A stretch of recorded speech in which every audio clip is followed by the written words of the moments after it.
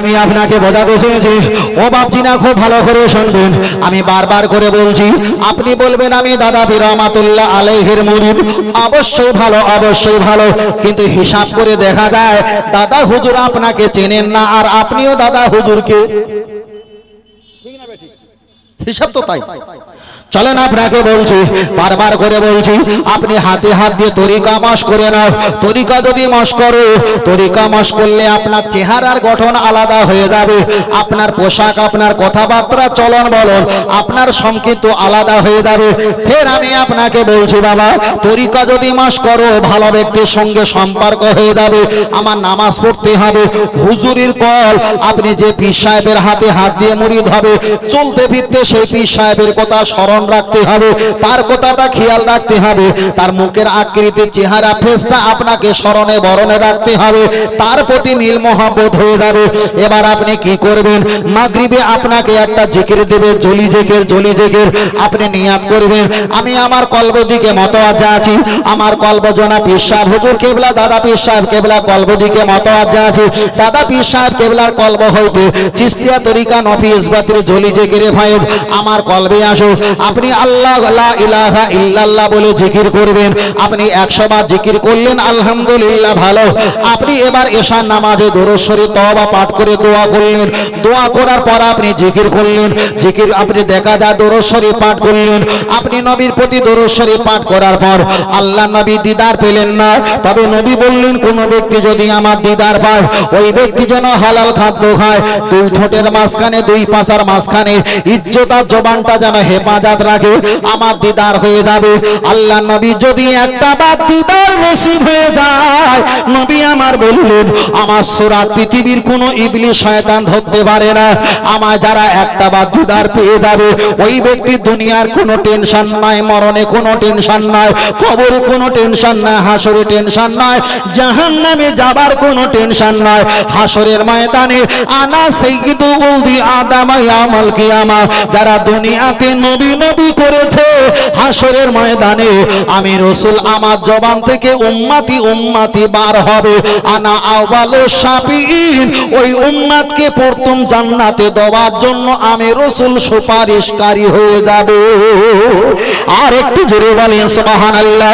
তবে একটা বার আগে চলে যাওয়া যাক, আপনি যদি এশার নামাজ পড়ে দরুদ শরীফ পাঠ করলেন, 3 মাস 4 মাস হয়ে গেল, আপনি নবীর দিদার পেলেন না, আবার পীর সাহেবের কাছে গেলেন, পীর সাহেব আপনার কিছু বললেন না, আপনি গেলেন, যাওয়া আসা করলেন, তরিকা মাস করলেন, মনে মনে একটা টেনশন, হায় রে হয়তো আমার কিছু হবে না।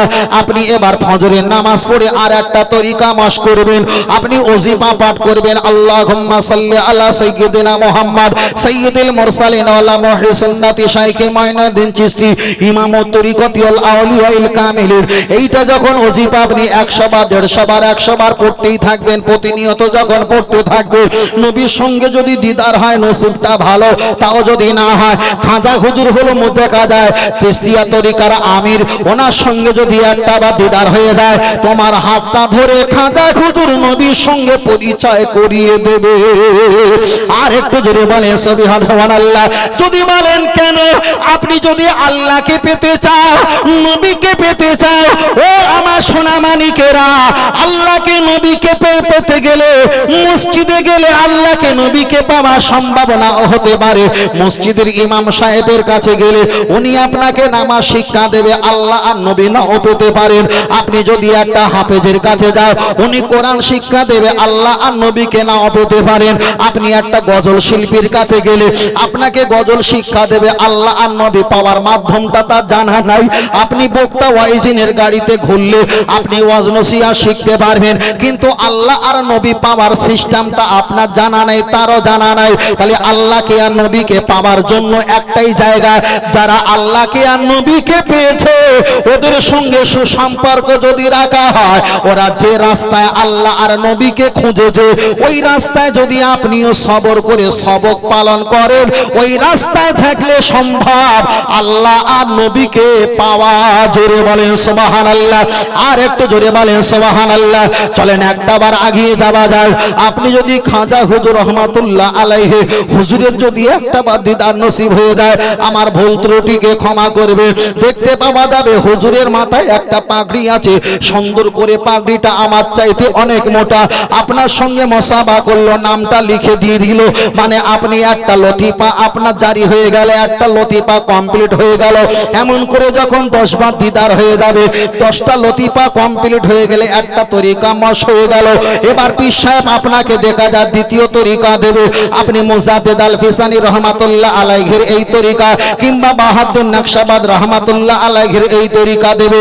এই তরিকা যদি পালন হয়ে যায় আপনি কবরের কাছে চলে যাবেন। 100, 200, 500, 1000 বছর, 1 লক্ষ বছর আগে কারা কবর, ওই কবরের পাশ দিয়ে যদি হেঁটে যাও আমার আল্লাহ ওই তরিকার মাধ্যমে হিকমত আর শক্তির দ্বারায় ওই কবরবাসীর সঙ্গে আল্লাহ আপনার সাক্ষাৎ ঘটিয়ে দেবে। আর একটু জোরে বলে সুবহানাল্লাহ। তাই ফুরফুরা দাদা পীর রহমাতুল্লাহ আলাইহি, বসিরাট আল্লামা রহমাতুল্লাহ আলাইহি, ওনারা যখন জলসা যেতেন পালকি বন্ধ করে দাঁড়িয়ে বলতেন বাবা এখানে কবর আছে। এটার বলার কারণ হলো তরিকা মশ করলে আমার আল্লাহ অন্তরে চোখটা খুলে দেয়। লক্ষ বছর আগে কবর জবাসী যদি থাকে ওই কবরে হালাতটা আল্লাহ আপনাকে জানিয়ে দেয়। আমি আপনাকে বোঝাতে চেয়েছি। এবার যদি বলেন হুজুর আমি কি মসজিদে নামাজ পড়বো, আপনাদের এই কালিকাপুরে মসজিদ আছে জুম্মা মসজিদ, এই মসজিদে যদি আপনি নামাজ পড়েন, আপনি যদি এশার নামাজ পড়ার পর রাত 12টার সময় যদি মসজিদে চলে যাও, ওই মসজিদে একটা পাখা চালিয়ে একটা বাল্ব জ্বালিয়ে যদি আপনি নামাজ পড়েন, 1 দিন 2 দিন 4 দিন চলে যাবে, 5 দিনের মাথায় এলাকার কমিটি বলবে এই মসজিদ তোমার বাপ গেলে সম্পত্তি নয়, তুমি কারেন্ট জ্বালিয়ে প্রতি রাত ভোর রাত তুমি নামাজ পড়বে, চলবে না। তাহলে মসজিদে তো নামাজ পড়ে আল্লাহ পাওয়া কঠিন হয়ে গেল। এবার যদি বলেন হুজুর আমি বাড়ির বারান্দায় গিয়ে নামাজ পড়বো, আপনার ঘরের বারান্দায় গিয়ে নামাজ পড়ে, আমাদের সমাজে ঘর আছে, ঘরের বারান্দাগুলো 7 ফুট কিংবা 8 ফুট যদি থাকে, ওই 8 ফুটের জায়গায় আপনি যদি নামাজ পড়েন, একদিকে আপনার বাড়ি 2টো বৌমা, আপনার বাড়ি 3টে নাতি আছে, ছেলে মেয়ে বি বাচ্চা, এরা কাজকর্ম করে, থালা বাসন হাঁড়ি কুড়ি টুংটুঙে আওয়াজ শুরু হয়ে যায়। আপনি বারান্দায় নামাজ পড়লে এতগুলো আওয়াজটা কানে নিয়ে বেঁধে ওই আওয়াজটা নিয়ে আল্লাহ আর নবী পাওয়া কঠিন হয়ে যাবে। আপনি যদি বলেন হুজুর আমি ঘরের ভিতরে নামাজ পড়বো, আপনি ঘরের ভিতরে গিয়ে নামাজ পড়বেন, অবশ্যই ভালো। ওই ঘরের ভিতরে নামাজ পড়তে গেলে আমাদের ঘরের কামরা করা হয় 8x8 কিংবা 8x10, বেশি হলে 10x12 একটা কামরা করা হয়। ওই কামরা যদি খাটাল না আলমারি শোকেস টেবিল যদি রাখা হয়, ছোট্ট একটা জায়গা থাকে, ওই জায়গায় নামাজ পড়লে মাথায় ধাক্কা লাগে, পিছনে খাট ধাক্কা লাগে, ওই অবস্থাতে নামাজ পড়ে আল্লাহ আর নবী বাবা কঠিন হয়ে যায়। তাহলে বলবেন হুজুর আমি তো মসজিদে নিরাপত্তা পেলাম না, আমি তো ঘরের বারান্দা পেলাম না, আমি তো ঘরের ভিতরে পেলাম না, কোথায় গিয়ে নামাজ পড়বো? চলেন বাবা একটা বার আগিয়ে চলে যাওয়া যাক। আপনার বাপ গেলে সম্পত্তি 2 বিঘা 1 বিঘা 10 কাঠা জমি আছে, 5 কাঠা জমি আছে কিংবা 2 কাঠা জমি আছে ভিটে বাড়ি, আপনি 4 কামরা 3 কামরা ঘর বানিয়েছেন। আপনি ছোট করে একটা করে ঘর বানাও, ওই ঘরে একটা গরমের সময় ফ্যান একটা বাল্ব রেখে দাও, কিছু পানি শুকনো বিস্কুট মুড়ি কিছু রেখে দাও, কোরআন হাদিস যতটা পারো রেখে দাও, ওখানে জামা টুপি অন্য আতর গোলাপ তসবিহ নামাজের মাসাল্লা রেখে দাও। ফরজের 1 ঘন্টা আগে, ফজরের সকালের 1 ঘন্টা আগে, ওয়াক্তের 1 ঘন্টা আগে উঠে ওই জায়গায় বসে তাহাজ্জুদ পড়ে সেজদা গিয়ে সুবহান রাব্বিয়াল আলা বলে আল্লাহর কাছে জিকির করো। ওই সুবহান রাব্বিয়াল আলা 3 বার পাঠ করে বাংলায় আল্লাহকে সেজদার হালাতে গিয়ে বলো আল্লাহ আমি জীবনে অনেক পাপ করেছি, আমার হয়তো সমবয়স্ক কেউ নাই, তারা কেউ জানে না, আপনি জানেন, আল্লাহ আপনি আমার গুনাহকে maaf করে দিন। আল্লাহর কাছে বলেন আল্লাহ আপনার নূর দেখা তৌফিক দিন, আমার নবীর দিদার পাওয়া তৌফিক দিন, আমার খাজা হুজুরের দিদার করিয়ে দাও। আল্লাহ আমি অসুস্থ, নামাজ পড়তে কষ্ট হয়, আল্লাহ আমাকে সুস্থ নিয়ামত দান করো, আল্লাহ আমাকে ইমানদার হিসাবে কবুল করে দাও। এই রকম বাংলা যখন বারবার বলবেন আর কান্নার ভাব করবেন, সেজদার পরিমাণটা লম্বা হয়ে যাবে, বলার পরিমাণ বাড়বে, সেজদার পরিমাণও বাড়বে। আপনি কান্নার চেষ্টা করবেন, কান্না আসলো না টেনশন নেই, দ্বিতীয়বার সেজদা গিয়ে আবার কান্নার ভাম করো, কান্না হয়নি উঠতে উঠতে কান্নার চেষ্টা করো, এটাই আমার শেষ নামাজ। আল্লাহ আমি আপনাকে 1 ফোঁটা অন্তত পানি দেখাতে চাই, আমি কোনো ইবাদত করে আপনাকে খুশি নাও করতে পারি। আপনি দাঁড়িয়ে দাঁড়িয়ে সূরা কেরাত পড়লেন, কান্নার ভাম করলেন, আবার সেজদায় গেলেন, আপনার কান্না হলো না।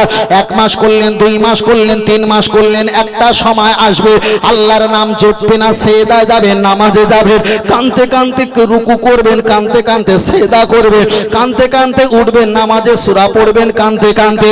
আপনি এবার মনে করবেন খোকা 40টা 60 বছর ধরে এতটা নামাজ পড়েছি, বড় বড় বক্তা ওয়াইজেন হুজুরের পিছনে নামাজ পড়েছি, এরকম নামাজ তো আমার কান্না দেয়নি। তাহলে আপনার নামাজের ভিতরে কান্না ঢুকিয়েছে কে? আপনি যখন মসজিদে দলে নামাজ পড়েছেন, একা একা যখন আপনার ঘরে ওই জায়গায় যখন রাতের অন্ধকারে নামাজ পড়া শুরু করে দিয়েছেন, আল্লাহর কাছে ফারা পাইয়া দেয়, হাত তুলে যখন কান্নার চেষ্টা করেছেন, চোখ থেকে যখন পানি জারি হয়ে যায়, তখন মনে মনে করো আমার এই নামাজ মনে হয় আমার আল্লাহ দরবারে কবুল হতে চলেছে। আর একটু জোরে হবে না? ফের বলে হুজুর কেবলা আপনাকে তো জিকিরে মজলিসে বলে দে বাবা, বাচ্চা মানুষকে যেরকম বাকারি দিয়ে লাঠি দিয়ে মারলে প্রায় পিঠ পড়ার সময় বাচ্চারা বই পড়ার সময় কাঁদে আর পড়ে, কাঁদে আর বলেন না, কাঁদে আর পড়ে, তুমিও যখন নামাজ পড়বে তুমিও কবরের ভয়তে, হাসরের ভয়তে, গুনার মাপের ভয়তে, মাপ করার জন্য আল্লাহর ভয়তে কাঁদো আর নামাজ পড়ো। তোমার নামাজটা পৃথিবীর লোক দেখলে বলবে এ কেমন নামাজ, তোমার বৌমা দেখলে বলবে আব্বা এ কেমন নামাজ, ইমাম সাহেব দেখলে বলবে এ কেমন নামাজ। তুমি দলে গিয়ে নামাজ পড়বে ওদের মতো, তুমি আলাদা হয়ে নামাজ পড়বে তোমার আল্লাহকে আর মাওলার কাছে পৌঁছানোর জন্য। কথা বুঝতে পেরেছেন? ও নামাজটা ছিল আল্লাহর ইবাদত, হুকুম শুধু পালন করার জন্য, আর এ নামাজটা হচ্ছে আল্লাহর কাছে পৌঁছানোর জন্য। কথা বোঝাতে পেরেছি? পৌঁছানোর জন্য। যখন তুমি পৌঁছে যাবে তখন আর ইবাদত কবুল করার কথা বলতে হবে না, তখন তো ইবাদতটা সামনে হাজির করে দেবেন। যদি বলেন সুবহানাল্লাহ। বারবার করে বলছি কাউকে দেখে অট্টহাসি করবে না। হাদিস শরীফে এসেছে একজনা রাখাল তিনি রাস্তায় মরুভূমি এলাকা তিনি ছাগল চড়াচ্ছেন, ছাগল চড়াতে চড়াতে আল্লাহ তোমাকে যদি পেতাম মাথায় তেল দিতাম, তোমাকে যদি পেতাম একটু দেখা যায় চুল আঁচড়ে দিতাম, তোমাকে যদি পেতাম একটু সুন্দর করে গোসল করে দিতাম। নবী মুসা আলাইহিস সালাম বলছে হ্যাঁ পাগল কি বলছো তুমি? সঙ্গে সঙ্গে ঠিকরে উঠেছে যে আল্লাহকে মাথার চুল আঁচড়ে দেবে, আল্লাহ কি মাথার চুল আছে? হ্যাঁ, আল্লাহকে গোসল করে দেবে সব বলা কুফরি না? খবরদার বলো না। চলে এসছে, পাগলটা কাঁদছে, সঙ্গে সঙ্গে ওহী নাজিল হয়েছে, নবী মুসা কি করলে? আমার যে বান্দাটা তোমার কাছে গরুর রাখাল ছিল, মোষের ভেড়ার রাখাল, কিন্তু বান্দা আমার নূরের তাজাল্লির আশেপাশে ঘোরাঘুরি করছিল, আর আমার নূর দেখে এত পাগল পারা হয়ে গেছে ওর আর ব্রেনে কাজ করে না। তখন আবেগে মোহব্বতে বলছে আল্লাহ তোমারে পেলি গোসল করাতাম, মাথায় একটু তেল দিয়ে মাথা আঁচড়ে দিতাম, আমি আল্লাহ ওর চেহারা দেখিনি, দেখি ওর কলব, ওর জবান দেখিনি, দেখি ওর কলব। জোরে বলে সুবহানাল্লাহ। আর একটু জোরে হবে না? বারবার করে বলছি আমরা যারা আছি, যারা বেশি স্মার্ট আর পাওয়ারফুল, যারা বিশাল চতুরতা হয়েছে, পীর সাহেব হুজুররা বলেছিলেন চলে গেছেন নীরব নগরে, আজকে তারা নাই। অধিকাংশ তানারা বলেছিলেন 10% ভিতরে 90% যারা খুব চতুরতা বুদ্ধিমান তারা আল্লাহ পাওয়া কঠিন হয়ে যায়। কথাটা মাথায় রাখবেন। যারা খুব বুদ্ধি ধরে আর খুব চতুরতা রাখে আল্লাহ বাবা কঠিন হয়ে যায়। একটু সরল সাদা হবে, সরল সাদা হয়ে গেলে অন্তরটা নরম হবে, অন্তরটা নরম হবে, তখন এই অন্তরে আল্লাহ আর নবী পাওয়া সম্ভব হবে। আর একটু জোরে বলেন সুবহানাল্লাহ। আর একটু জোরে হবে না? বারবার করে বলছি যারা আছেন একটু ভালো মানুষের সঙ্গে সম্পর্ক রাখেন। ভালো মানুষের সঙ্গে সম্পর্ক রাখলে সব তৈরি হবে, সব হয়ে যাবে, সব হয়ে যাবে, সব হয়ে যাবে। শুধু আমাদের একটাই কারণ, ভালো মানুষের সম্পর্ক আমাদের কাছে আছে। কিছু মনে করবে না। অনেক ভাইরা কথা বলে আমার তাদের কথাগুলো কর্কশী, তাদের কথাগুলো কর্কশ বলে মনে হয়, ভালো লাগে না, এই লাগে না, সে লাগে না। তার কারণ কথার ভিতরে মাধুর্যতা থাকে না, চলাফেরা, আদাত, আখলাক, আদাত, অভ্যাস, রীতিনীতি, চলচলন একটাও পছন্দ লাগে না। আমার কথা বলি আপনাদের এলাকায় হুজুরগুলো থাকে বেশিরভাগ বাইক নিয়ে, গাড়ি নিয়ে, এমাত ওমাত আমরা করি না। আমি মনে হচ্ছে আমার লাইভ চলছে, যারা আছে তাদের কাছে মিথ্যাবাদী হব না। আমি সারা মাসে, 1 মাসের ভিতরে হয়তো 1 থেকে 2 বার ফাঁকায় বার হই। কতবার? জলসা যদি না থাকে, আর জলসা থাকুক নাই থাকুক, প্রয়োজন ছাড়া যদি কিছুই না থাকে দরকার, বাড়িতে 1 মাসে 1 থেকে 2 বার বার হই, তাও রাতের বেলা। কথা বুঝতে পেরেছেন? আমার সঙ্গে যদি কেউ হাঁটে হুজুর হুজুর হুজুর, আলে হুজুর বন্ধ কর, কি বলছি বল। হুজুর এই আমি তাকে বলি গল্প করার সময় নেই, তুমি হয় আমার আগে যাও আর না হয় আমার পিছিয়ে এসো। তার কারণ আমার তো তরিকা মশকরি ছাপোস, আমার সারা দিনে 1000 বার করে জিকির করতে হবে, হয়েছে এখন 700, এখন বাকি তো অনেক, কিন্তু সময় তো বেশি নেই। হয় তুমি আমার আগে যাও আর না হয় তুমি আমার পিছিয়ে এসো। ঠোঁট জবান বন্ধ থাকবে, ভিতরে জিভ নাড়া দিয়ে লা ইলাহা ইল্লাল্লাহ জিকির হবে। এ দুনিয়ার বন্ধুলিয়ে খাবো না, মাথায় দেবো। মান আরাফা নফসাহু ফাকাদ আরাফা রাব্বাহু, যে নিজে নিজেকে নিয়ে ভেবেছে ফাকাদ আরাফা রাব্বাহু, সে ব্যক্তিকে আল্লাহর কাছে পৌঁছে গেছে। বলুন সুবহানাল্লাহ। আর আমরা কি করি, গল্প নেই, খুঁড়িয়ে খুঁড়িয়ে তোমার মেয়ে কি করে, তোমার সে সেজে মেয়েটা কি করেছে, আচ্ছা যে জামাইটা পাগল সে জামাইটা কোথায় আছে, এরকম গল্প আমরা তৈরি করি না করি না? কি হবে কি হবে? নামাজে জিজ্ঞেস করে দোয়া কোনো পড়তে পারো, বলছে তা আমি পারিনি। জানাজা নামাজের নিয়ত বলে, বলে তা আমি পারিনি। ঈদের নামাজ পড়তে পারো, নিয়ত বলে ইমাম সাহেব বলে দেয় 500 টাকা করে বাড়িয়েছে। কুরবানি জবাই করে কুরবানির দোয়া জানো, তা আমি জানিনি। তাহলে কি জানো, কি জানো? ইংরেজি পড়তে পারো না, কোরআন পড়তে পারো না, দলিল পড়তে পারো, বলে দলিল পড়তে পারি না। তাই পোর্টসা যার ওঠে না, আমার কাছে টাকা দিয়ে আমি ঠিক কোর্টে গিয়ে বেহালার অফিসে গিয়ে পোর্টসা রেকর্ড করে দিতে পারি। কথা বোঝেন না? ও জায়গা মতো পারে, জায়গা মতো পারে।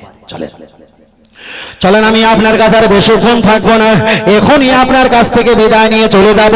তবে একটাই কথা আমি আপনাকে বলছিলাম, ও দাদু ভাই, কেউ যদি নামাজ না পড়ে তাকে কখনো খারাপ বলবে না। কেউ যদি দেখা যায় সালাম যদি না দেয় তাকে কখনো খারাপ বলবে না। কেউ যদি দাড়ি না রাখে কখনো তাকে খারাপ বলবে না। তার কারণ আমার নবী বলেছেন, আমার আল্লাহ দেখে অন্তর, আমার আল্লাহ দেখে কলব, আমার আল্লাহ দেখে তার চিন্তা আর ফিকির। আমার আল্লাহ এটাই দেখে, আমার আল্লাহ তার রূপ, তার সৌন্দর্য, তার চেহারা, আকৃতি, গঠন, আমার আল্লাহর কাছে কোনো দাম নেই। আল্লাহ তো বান্দার কলব আর অন্তরটাই দেখে। চলেন একটা বার এগিয়ে যাওয়া যাক। তাহলে আমরা এই পৃথিবীর জমিনে এসেছি, আমরা এখানে কিছু ঘন্টা পূর্বে ছিলাম না। আমরা এসেছি এমন একটা সময় আসবে আমরা আবার এখানে কেউ থাকবো না। আল্লাহ আছেন, আল্লাহ রয়েছেন, আল্লাহ থাকবেন। আল্লাহু বাকি মিন কুল্লি ফানি, পৃথিবীর সব ধ্বংস হয়ে যাবে, কেবল আমার আল্লাহ ব্যতীত, আমার আল্লাহ ব্যতীত। চলেন এবার আমি আপনার কাছে শেষ লগ্নে আর লম্বা নয়, আমি এবার এখনই আপনাদের কাছ থেকে বিদায় নিয়ে চলে যাব। তবে লক্ষ্য করে দেখা যায় সবচাইতে বড় ইবাদত, আল্লাহর নবী বলেছেন আফদালুল ইবাদাত ইবাদাতি সালাত, সবচাইতে বড় ইবাদত হলো আমার আল্লাহ পাকের নামাজ। তুমতুময় আকার বর্গের যা নামাজ, তুমতুময় তো নমিম আকারেতে আমার মাইতে মাতাকে আকারেতে আল্লাহর বর্গে যত জন্য নত করিব আমার মাতা একমাত্র মহান আল্লাহ পাকের জন্য। চলেন আপনার কাছে এগিয়ে যাই। আল্লাহ নবী মসজিদে নববীতে বসে আছেন। একদিকে নবী আমার বললেন আবু বকর, ওমর, ওসমান, আলী, তালহা, জুবাইর, আব্দুর রহমান বিন আউফ, আব্দুর রহমান বিন সাদ বিন আবু ওয়াক্কাস, আবু উবাদা বিন যায়েদ, আবু উবাদা বিন জাররাহ, আশারে মুবাশশারা 10 জন সাহাবীরা জান্নাতি। আল্লাহ নবী যখন আবু বকরের নাম বললেন, ফামাদাল ইয়া রাসূলুল্লাহ, লাব্বাইক বলে ঠেলে উঠলেন। আল্লাহ নবী বললেন তুমি জান্নাতি। নবী আমার দ্বিতীয় নাম্বারে বললেন ওমর, রাআইতু ওমরা, ও ওমর তুমি কোথায়, তুমি জান্নাতি। ওমর ফারুককে খুঁজে পাওয়া গেল না। ঘটনাটা আমার বলার অবকাশ নেই, প্রয়োজনটা আমি আপনার কাছে বলছি। ওমর ফারুককে খুঁজে খুঁজে নিয়ে আসলেন। আল্লাহ নবীর কাছে এসে বললেন, ও আল্লাহ নবী, আমি ওমর এসেছি, আপনি কি আমাকে জান্নাতি বলেছেন? আল্লাহ নবী বললেন, ওমর তোমাকে আমি জান্নাতি বলে ঘোষণা করে দিলাম। ইয়া রাসূলুল্লাহ, হাবিবাল্লাহ, আপনি কেন আমাকে জান্নাতি বললেন? আল্লাহ নবী বললেন, আল্লাহ জান্নাতি ঘোষণা দিয়েছে, তাই আমি তোমাকে জান্নাতি বলে ঘোষণা করে দিলাম। আবু বকরকে জান্নাতি আমি ঘোষণা করে দিলাম। লিকুল্লি নাবিয়্যিন রাফিকুন ফিল জান্নাতি ওয়া রাফিকুন ফিল জান্নাতি আবু বকরিন সিদ্দিক। আমার আসমানে দুটো বন্ধু জিবরাইল আর মিকাইল, দুনিয়ার জমিনে দুটো বন্ধু, একটা হলো আবু বকর, একটা হলো ওমর। আমি আবু বকরকে বলার পর ওমর তোমাকে জান্নাতি বলেছি। আল্লাহ নবী সামনে দাঁড়িয়ে বললেন, ইয়া রাসূলুল্লাহ, আমি যদি জান্নাতি হই, আমি নামাজ যদি নাই পড়ি, আমি কি জান্নাতি? নবী বললেন, তুমি নামাজ পড়ো আর নাই পড়ো, আল্লাহ যখন জান্নাতি বলেছে তুমি জান্নাতি হয়ে গেলে বাবা, টেনশন নাই। মসজিদে নববী থেকে ওমর ফারুক কদমটা তোলা শুরু করলেন। ইয়া রাসূলুল্লাহ, হাবিবাল্লাহ, আজকে আমি আপনার কাছে আমানত করে গেলাম, আমি ওমর নামাজ পড়ি আর নাই পড়ি, আল্লাহ যদি আমাকে জান্নাতি ঘোষণা করে দেয়, কি দরকার আছে নামাজ পড়া? কষ্ট করে দরকার নাই, দরকার নাই। আল্লাহ নবী সাহাবা কদম তুলে পিছিয়ে চলে আসে, সাহাবারা মাথাটা নিচু করে থাকে, নবী আমার তাকিয়ে থাকে ফেলফাল করে।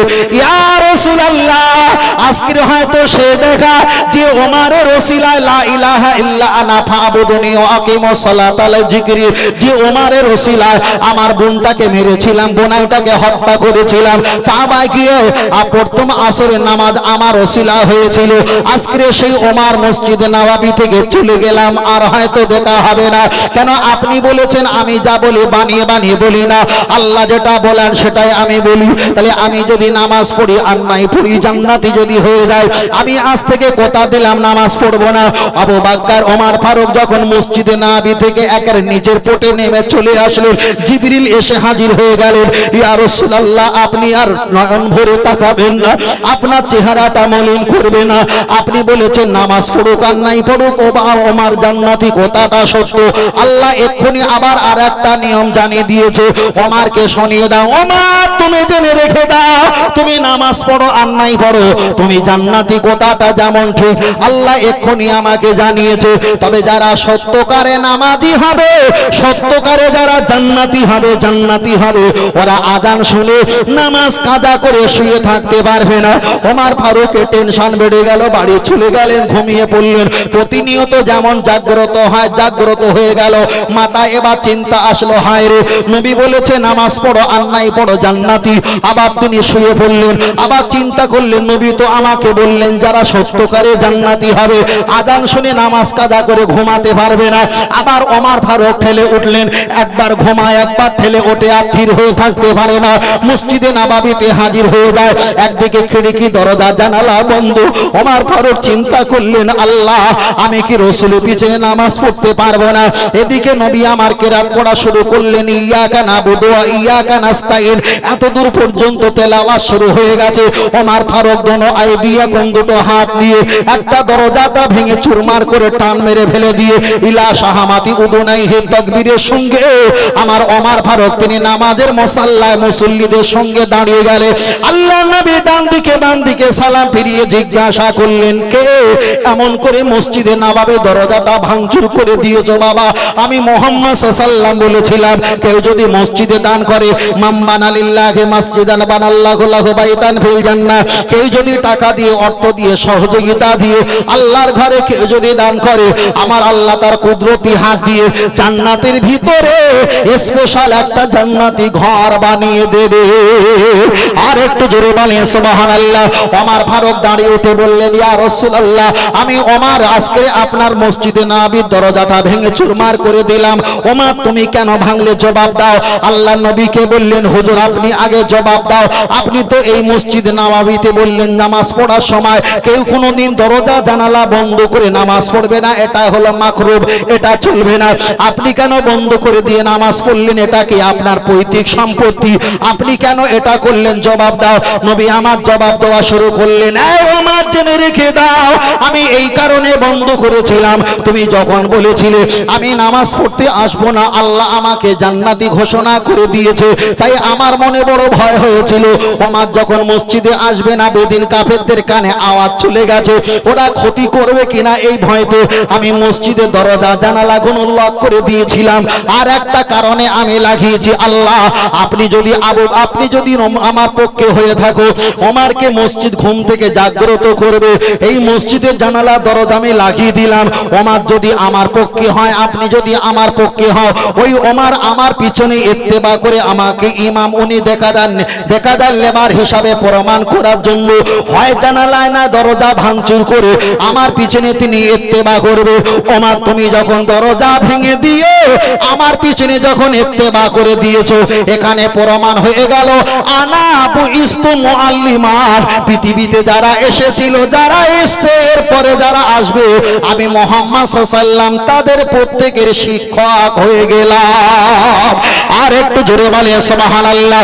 তাই আমি আপনাকে বলছি আপনাদের এলাকায় মসজিদ আছে, আমাদের এলাকায় মসজিদ আছে, দেখা যায় আজ থেকে 24 বছর আগে আমেরিকায় মসজিদ ছিল কম বেশি দেখা যায় 44টা থেকে 42টা মসজিদ ছিল।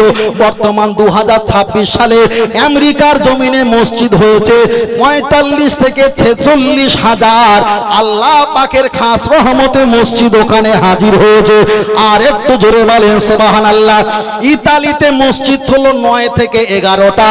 আপনি গুগল সার্চ করে দেখেন, ইতালির জমিনে মসজিদ হয়েছে এই পর্যন্ত 56,000-এর অধিক। আর একটু জোরে বলেন সুবহানাল্লাহ। ওরা মসজিদ দখল করে নিতে চায়, মাদ্রাসা দখল করে নিতে চায়, মসজিদ মাদ্রাসা খানকা ঈদগাহ মক্তব আমাদের ঈদগাহ কবরস্থান দখল করে নিতে চায়। পৃথিবীর দিকে তাকিয়ে দেখো, বেদিন কাফেররা তারা মাথায় নেকাব টুপি দিয়ে লা ইলাহা ইল্লাল্লাহ মুহাম্মাদুর রাসূলুল্লাহ আশহাদু আশহাদু লা ইলাহা ইল্লাল্লাহ ইল্লাল্লাহ এমন করে কলেমা পড়ে মুসলমান হওয়া শুরু হয়েছে। তার কারণ হলো ইন্না দিনা ইনদাল্লাহিল ইসলাম। এই ধর্মটা হলো আমার আল্লাহ পাকের কাছে মনোনীত ধর্ম। আল্লাহর কোরআন জানিয়ে দিয়েছে, ওমাইয়াবতাগি গায়রাল ইসলামি দীনান ফালা ইকবালা মিনহু ওয়া হুয়া ফিল আখিরাতি মিনাল খাসিরিন। কে যদি ইসলাম ব্যতীত অন্য কোন ধর্ম যদি গ্রহণ করে, ওটা আমার কাছে গ্রহণযোগ্য না, ওটা ক্ষতিগ্রস্ত, ওটা ক্ষতিগ্রস্ত। তবে আমার নবী বারবার বলেছে, এই আমার উম্মত, কখনো তোমরা মুনাফিক হবে না, কখনো তোমরা বেঈমান হবে না, কখনো তোমরা দেখা যায় শিরক কাজ করবে না। তোমরা যদি গুনাহগার হও, সুম্মাস্তাগফারনি গফারতু লাকা ওয়ালা উমালি, আল্লাহর কাছে তোমরা কান্নাকাটি করবে, তওবা পাঠ করবে, আমার আল্লাহ তোমাদের গুনাহটা maaf করে দেবে, আমরা জান্নাত পাবো, জান্নাত পাবো। তার কারণ হলো একটা, আপনার বাপ যদি মারা গেছে, আপনার আব্বা মারা গেছে, বাপের সময় সম্পত্তি জমি জমা ঢিটে বাড়ি টাকা পয়সা গাছগাছালি যা আছে আপনারা ভাই বোনে ভাগ করে নাও। এটা হলো কোরআনের আইন। চলেন আল্লাহর কোরআন পড়া যাক। আল্লাহর কোরআন জানিয়ে দিয়েছে, ইউসিকুমুল্লাহু ফি আওলাদিকুম লিযাকারি মিসলু হাজ্জিল উনসাইন।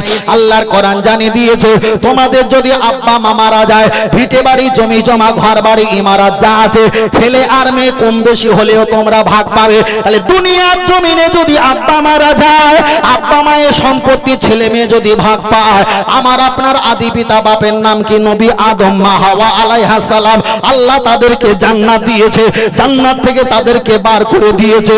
অন্যায়টা কার এটা আমরা জানি না, আল্লাহ বার করে দিয়েছে। কি কারণে আল্লাহ ভালো জানে। তবে জান্নাতটা আমার আব্বা মায়ের, আব্বা মায়ের। তাহলে আল্লাহর কোরআনের আইন যদি হয়, বাপ মা মারা গেলে ছেলে মেয়েরা যদি বাপ মায়ের ঘর বাড়ি ইমারা জমি জমা এই সম্পত্তি যদি হকদার হয়, তাহলে আমার আব্বা মা নবী আদম মা হাওয়া জান্নাতের ভিতরে ছিল।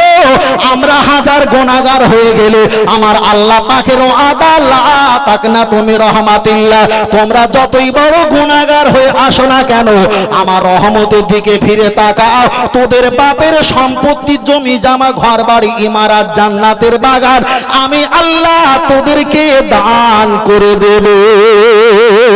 আরেকটু জোরে হবে না? ফের বলছি, কোনো টেনশন নেই, কাজ করবে না, শুধু শিরিক। ইন্না শিরকা লাযুলুমুন আযীম। শিরিক করবে না। দ্বিতীয় বিয়াদবি। বিয়াদবি মানে কি? নবী দিবসে জলসা দিচ্ছে, একজনকে দিয়ে লাভটা কি হবে? নবীর সঙ্গে বিয়াদবি।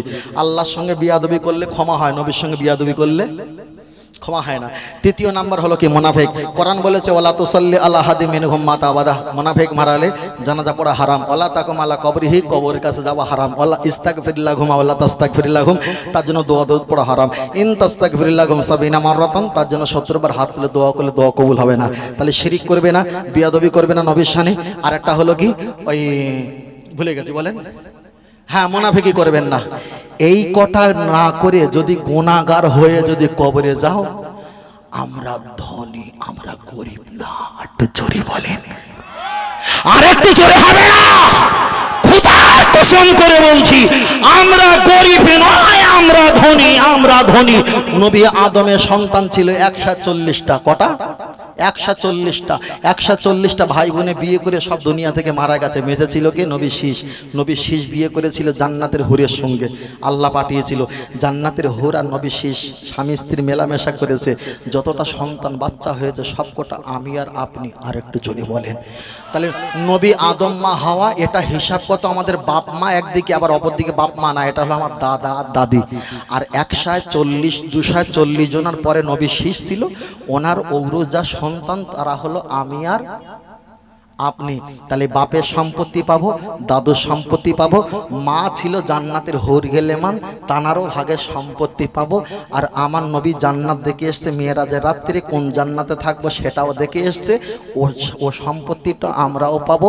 তার কারণ হলো আমার আল্লাহ শ্রেষ্ঠ, কোরআনও শ্রেষ্ঠ, দিনও শ্রেষ্ঠ, নবীর শাফাত শ্রেষ্ঠ, উম্মাতও শ্রেষ্ঠ। হাসরের ময়দানে আমার নবী মাতব্বর লিডার হবে, আমাদের আর টেনশন হবে কিসের? একটু জোরে বলেন, আর একটু জোরে হবে না? মিশকাতের হাদিসে এসে একবার সুবহানাল্লাহ পাঠ করলে আসমান আর জমিন যতটা ফাঁকা যত দূরত্ব, একবার সুবহানাল্লাহ পাঠ করলে আসমান আর জমিন এতটা ফাঁকা দূরত্ব জায়গা আল্লাহ নেকি দিয়ে ভরপুর করিয়ে দেয়। আর একটু জোরে হবে না সুবহানাল্লাহ? ফের বলছি, আমরা গরিব নয়, আমরা ধনী। যে আলেমরা শুধু বারবার জাহান্নামের ভয় দেখিয়েছে, ও আলেম কেতাব পড়ে না। আমার মতো বক্তার ওয়াজ ইন্টারনেটে শুনে শুনে বাড়ি যায়, শুনে শুনে জলসায় আসে, এখানে কেউ জানে না, সেই ওয়াজ করে দেয়। আর আপনি মনে করলেন হুজুর খুব ওয়াজ করেছে। বোঝেন না? বারবার করে বলছি। তাহলে আমরা এখানে বোঝাতে চেয়েছি আমরা গরিব নয়, আমরা ধনী। ধনী না? ধনী তো ধনী না? চলেন, এই রাস্তা দিয়ে যাচ্ছেন, এই পাঁচিলের এখান দিয়ে যাচ্ছে, এটা পাঁচিল, আর ওদিক দিয়ে আপনি এসছেন, সালাম দিয়েছেন তো? সালাম দিয়েছেন, নাকি হবে না? হবে না? হবে তো। তাহলে রাস্তার কানায় তেমাতায় সালাম দিয়েছেন, আনাসে কানাসে নাকি হয় না? হয় না?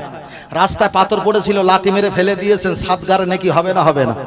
1000 বার দরুদ শরীফ পড়বেন, 1000 বার পড়ার নিয়ত করেছেন, ঘুমিয়ে পড়েছেন, কায়দা করে গরুর গোশত থেকে আপনি বিরিয়ানি কাবাব টাবাব খেয়ে শুয়ে পড়েছেন, 300 বার হয়েছে, 1000 বার পৌঁছনি, 300 বার হয়েছে, শুয়ে পড়েছেন। আল্লাহ ফারেস্তারা বলছে, এই লিখিস নি কেন? লেখ, নিয়ত করেছিল 1000 বার, ওইটি আগে লেখ। একটু জোরে বলেন, গোনা করেছি। ফারেস্তা লিখতে চায়, আর একটা ফারেস্তা বলে লিখিস না। বলে কেন? পরে জলসা আছে, ওই জলসায় হয়তো আল্লাহর কাছে ক্ষমা চাবে, তখন ক্ষমা হয়ে গেলে আল্লাহ ক্ষমা করে দে, তুই আবার কাটবি, একটু অপেক্ষা কর। গোনা করলে লিখতে দেরি করে, নেকি করলে লিখতে আর দেরি করে না। জোরে বলেন সুবহানাল্লাহ। আল্লাহ পৃথিবীর যত বান্দা আছে সব বান্দার হিসাব করবে ফারেস্তা দিয়ে। আমার আল্লাহ বিচার করবে, আমাদেরকে বিচার করবে। আল্লাহ ঠিক করুক আর ভুল করুক, আল্লাহর কাছে কেউ কৈফিয়ত নিতে যাবে না। তাহলে আমরা তো গরিব না, আমরা ধনী। 1 টাকা দান করলে 70 টাকা পাই, কথা বোঝেন না?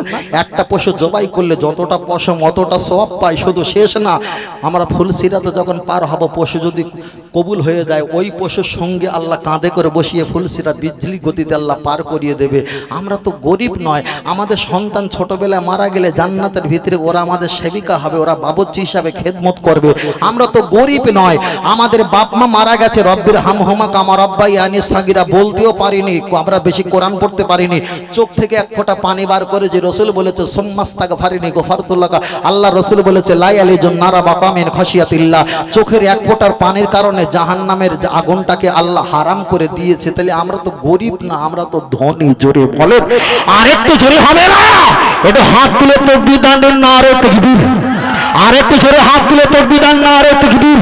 সিলসিলা হাত ফুরফুরা শরীফ, মদিনা মক্কা শরীফ, আল কোরআনের আলো, আল হাদিসের আলো। প্রতি বছরে নাই, এবছরে মহান ইসাল্লে সওয়াব। তাকবীর হয়নি, আর একটু জোরে দেন, নারে তাকবীর। খুশি না বেজার? আমি বলেছি খুশি না বেজার? আরে আমিও আপনার দাদা পীরের মুরিদ, আপনিও আমার দাদা পীরের মুরিদ। এখানে কোনো ভেজাল আছে? জি ভেজাল আছে? ভেজাল নেই। ভেজালে তো কারবার শেষ, ভেজালে কারবার শেষ। তবে আপনাদের কাছে বেশি লম্বা করব না, বিদায় নিয়ে চলে যাব। ওই 2026 বলেন 26, তাই তো? বস্ত্র বিতরণ এবছর করেছিলে? এবছর কম হয়েছে, তাই না? পরিস্থিতির কারণে বস্ত্র বিতরণ হয়, ওর থেকে ইনশাল্লাহ আপনারা দেবেন। আর জলসার জন্য, তাই তো? জলসার জন্য, আগামী বছর জলসার জন্য আমি গুনাহগার সিয়াকার। আমার আগে কে পরে আছে আমাকে কেউ বলেনি। আর মকসেদুর তো ও কখন কি বলে কোনো কিছুই নেই ভাই, ওর মাথায় কাজ করে না, ওর কথা বাদ দাও। আমি অনেকবার এসছি, একটা মায়া দেয় মহব্বত আছে। আমি মুখগুলো দেখছি আর সব যেন খুব পরিচিত, খুব কাছের মানুষ বলে মনে হচ্ছে, তাই না? আল্লাহ আপনাদের আমাদের কবুল করেন, বলুন আমিন। আর